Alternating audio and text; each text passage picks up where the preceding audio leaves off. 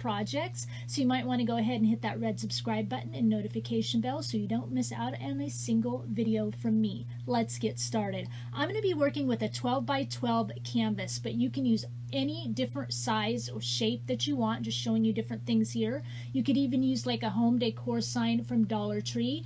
If you have some rulers from Dollar Tree, you'll need 3 packs of those. I didn't have enough, so I'm going to be going with some paint sticks. Dollar Tree also has wood word signs, so this is a home sign that you could use. So these 3 things plus one more item I'll show you in a minute if you want to go the Dollar Tree route. Or I also have this home decor sign from Hobby Lobby. It was $1.49, so not that much more. This is the other item you'll need from Dollar Tree, a paint by numbers little thing I found in the toys section. But any type of thin wood that you can find that you think that you can kind of cut with heavy duty scissors will work just fine. Now my frame is already prepped, and I'm just kind of showing you what you do. You flip your canvas over, remove all the staples and everything that you need to get the canvas off. And mine had like a little rubber piece kind of on it, so I'm pulling that off as well. And then once you're done, got everything off, it's ready to go. This one kind of had these little slits in it, but I didn't mind that. A lot of times if you pull these frames out of these canvases, they don't have that, but I thought it kind of just added to the farmhouse view of it. This is the Dollar Tree frame. If you want to pull it and pull everything off, it's not as pretty as a canvas frame, but it works. You could use it. So if you're using rulers, you pull the little sticky off, and then you're going to use the back side of the ruler that's more flat. And you'll need 6 to 8 of them depending how big your piece is. But I'm again going to go with the paint sticks, and so from here on out we're just going to work with the canvas frame. So to get my paint sticks ready, I'm going to set that aside. We'll get it ready in a minute. I need to draw like a heart. You can draw whatever shape you want of the heart. I folded a piece of paper in half, free-handed the heart as you can see here. I mean, in any shape, you can make it more pointy, more rounded, however you want to do it. So open that, and then what I'm going to do is about 3/4 of the heart I'm going to fold in, and I'm going to cut that little piece off. So you're going to cut about 1/4 of the heart off, leaving about 3/4 of the heart left, just like that. And this is some sticky foam I got at Walmart. You can get it in a package. They're all sticky backed, and you just basically take your heart over to the edge like I did here, the part you cut off to the edge, trace it, and then you cut it out of your foam. And I chose the sticky foam because we want it really nice and sticky on the back, because it's going to kind of act like a stencil for us. Okay, so this way it works wonderful, and you don't have to prep it ahead of time. It's already got the sticky. Okay, now this is another heart I drew. It's just on a piece of fabric because I had it left over from this Valentine banner I made. So I'm just taking that shape and I'm drawing it onto this really thin piece of wood from this paint by numbers set here that I got at Dollar Tree.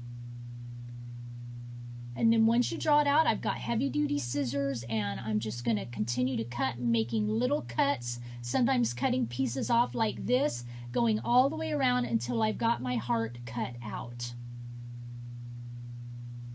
And it's going to look a little choppy and a little rough, but no worries, because we will smooth that right out when we're all done. I'll just show you a little bit of it here, and then we'll kind of skip forward to the end. Here we are at the end. Wanted to spare you all that. Once you get it all cut out and ready, now we're going to sand it. So this will make it all nice and smooth for us. And again, you can choose whatever shape heart you want for this second heart.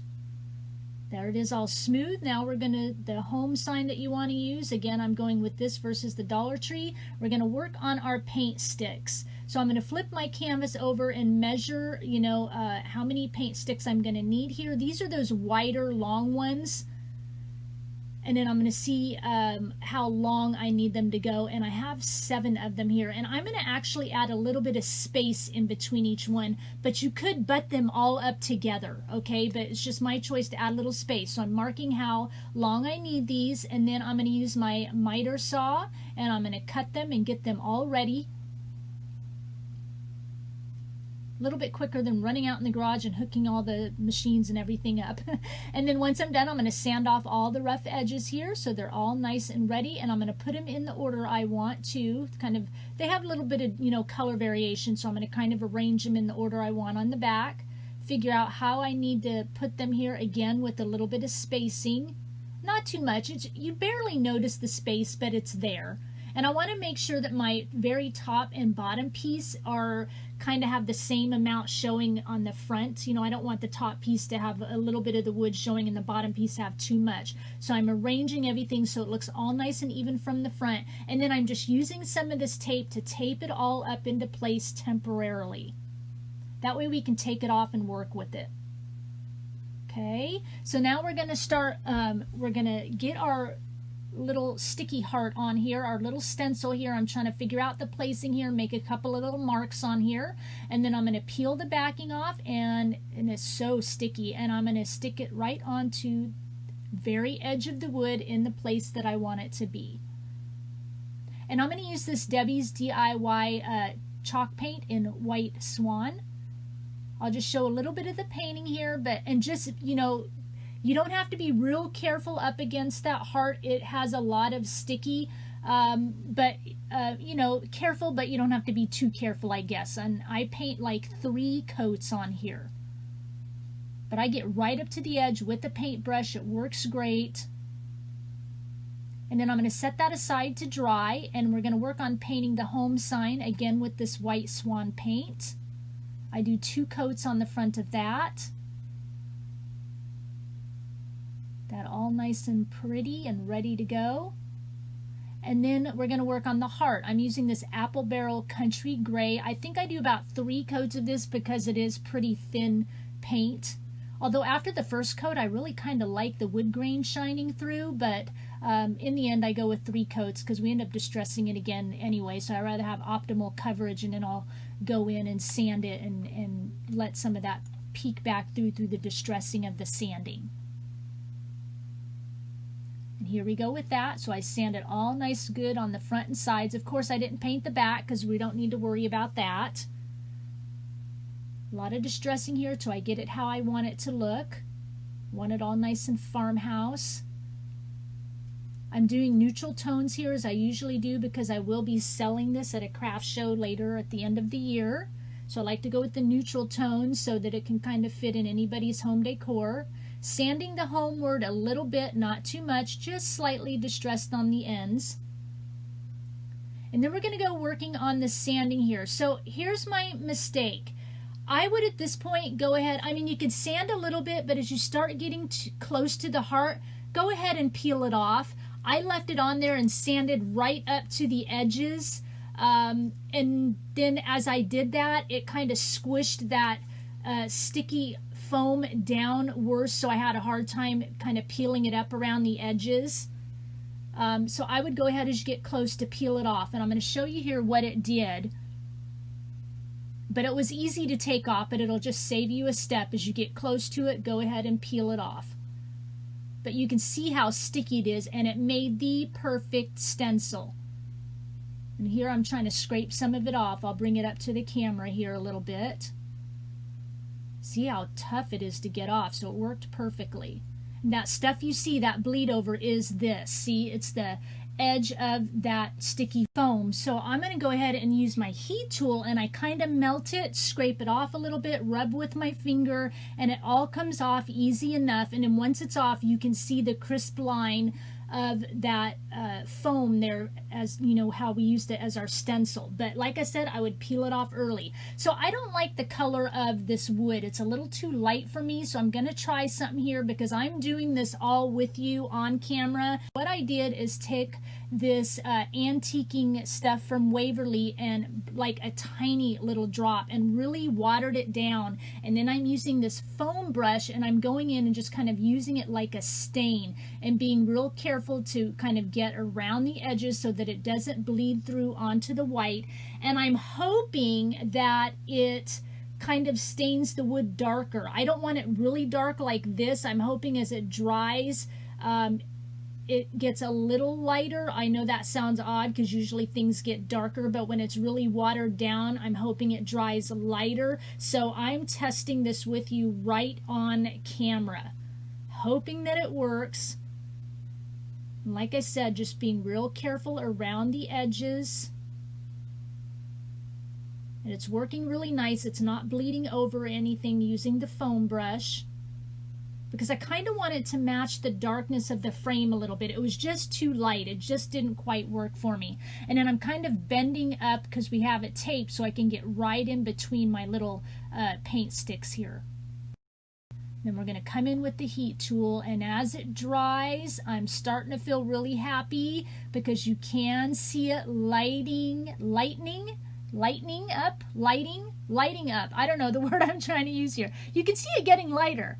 And that is perfectly how I was hoping it would turn out. A test well done. Yay! I'm just going in doing a few little touch-ups here. Getting right in between those sticks again, drying it a little bit more. And it is perfectly done.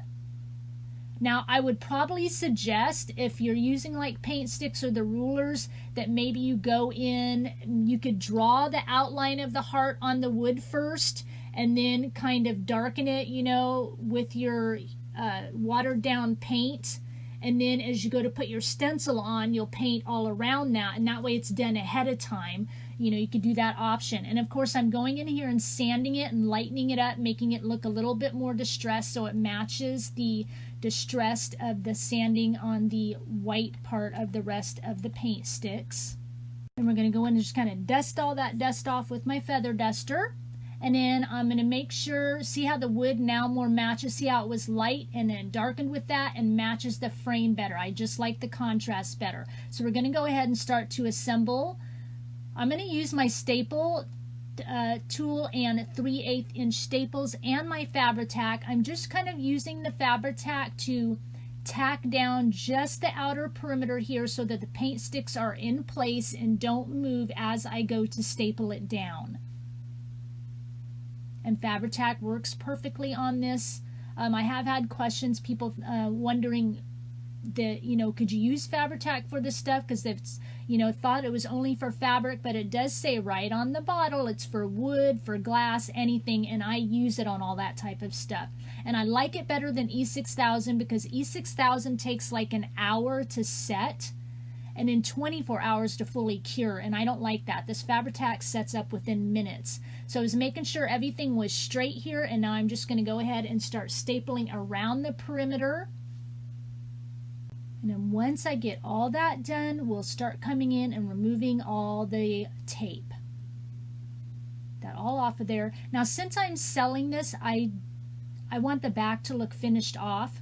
So I end up with this wrapping paper. I do 2 pieces. I do it off camera because those blue dots will show through the front. So I take 2 pieces of this wrapping paper and then I, you know, sandwich it together so that the brown is shown on each side, and then I glue it on and I make sure I staple a picture hanger in the back. And then we're going to glue on our wood heart piece on the front here. Get it into the spot I want to make sure it's all nice and even. And then once that is in place, we're going to do the same thing with the home word. That all nice into place. I think this is so cute. I'll show you kind of what it looks like here. Of course, I'll finish, but I have a question for you guys because I like the way that this looks, how it is, of course. But I had a thought to use maybe some metal brackets in all 4 corners to give it more of maybe an industrial kind of look. So I need your opinion. Like I said, I love the way this looks. It looks very farmhouse, looks soft, but I'm going to put some before and after photos up here for you. Before photo with